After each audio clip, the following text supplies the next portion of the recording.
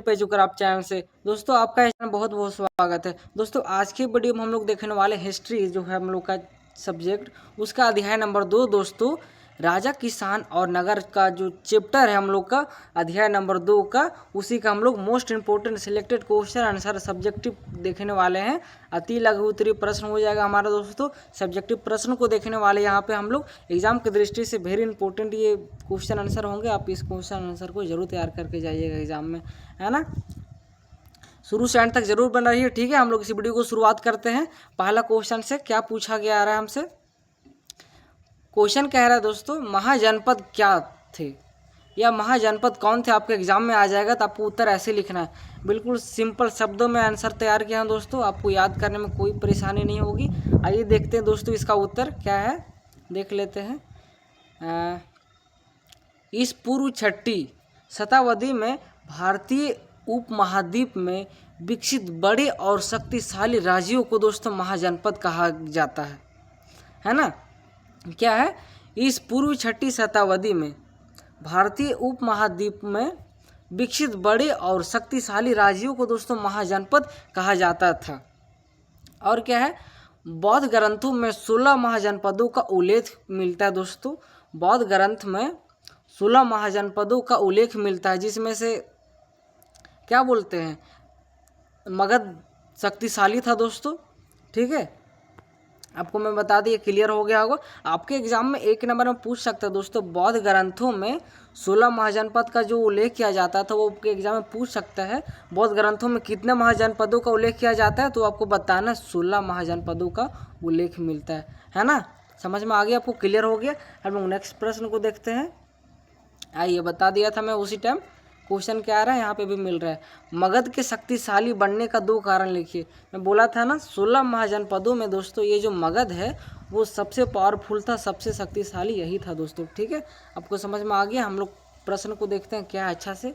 मगध के शक्तिशाली बनने के 2 कारण लिखिए। आपको बताना है वो कैसे बना, मगध सबसे शक्तिशाली कैसे बना, 2 कारण लिखना है। आइए हम लोग पहला कारण को देखते हैं दोस्तों। मगध की भूमि कृषि के लिए उपजाऊ थी, बिल्कुल। यह लौह अयस्क की उपलब्धता थी जिससे हथियार और कृषि उपजाकर उपकरण बनाए जाते थे, है ना। आपको समझ में आ गया। मगध की भूमि कृषि के लिए उपजाऊ थी, पहला कारण दोस्तों।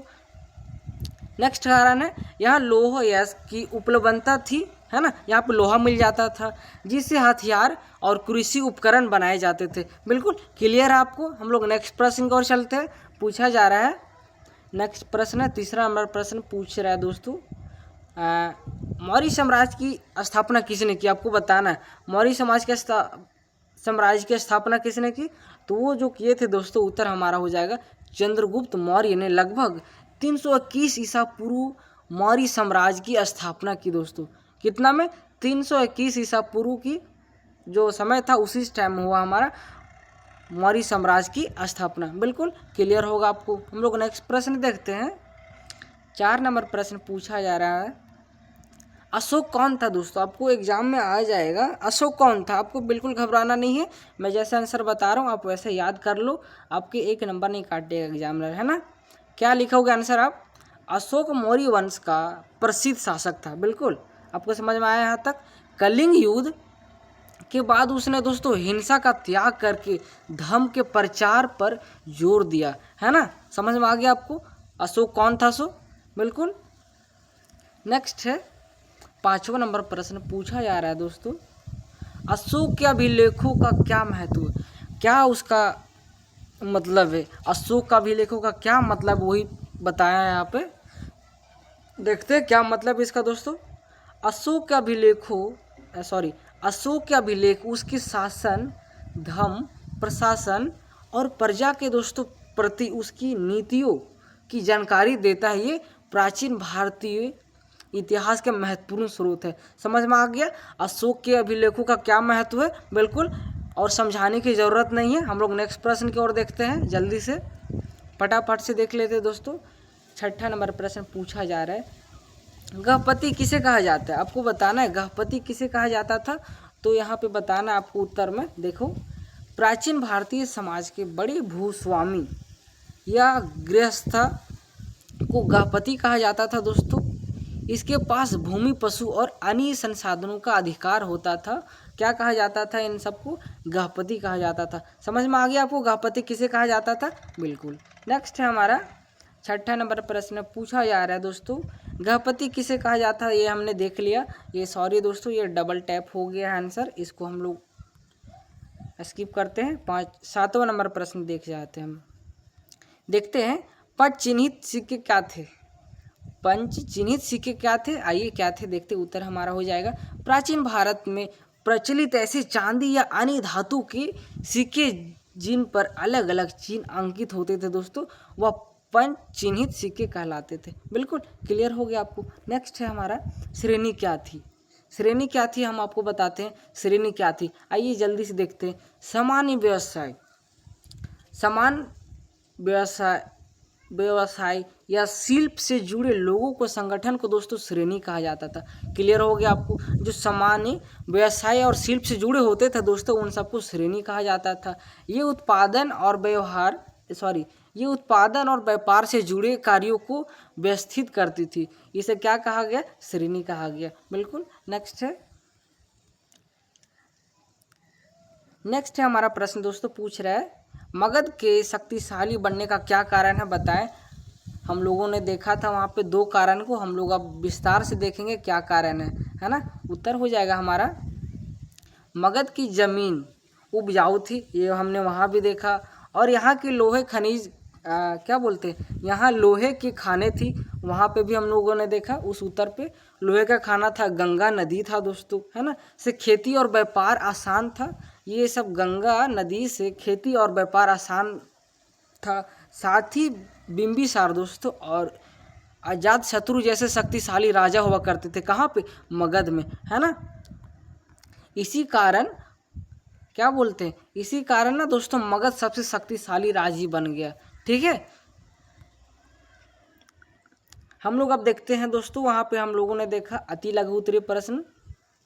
अब जो हम लोग देखेंगे लॉन्ग प्रश्न को देखेंगे, जो उसके बाद क्या बोलते हैं दीर्घ प्रश्न उत्तरीय होते हैं, उन सबको देखेंगे, है ना।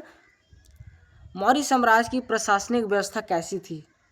वहाँ पे कैसा विधि व्यवस्था था दोस्तों, वो बताना आपको। तो हम देखते उत्तर क्या था, कैसे क्या था वहाँ पे। मौर्य साम्राज्य का सबसे बड़ा आधिकारिक सम्राट होते थे, सबसे अधिकारी सम्राट होते थे दोस्तों मौर्य साम्राज्य का। उसकी सहायता के लिए कई अधिकारी होते थे। मतलब एक बॉडीगार्ड कैसे होते हैं आजकल के समय में, किसी भी बड़े अधिकारी को बॉडीगार्ड दिया जाता है, उसी तरह से दोस्तों सम्राट होता था। उसके लिए एक सहायता के लिए दोस्तों अधिकारी होते थे।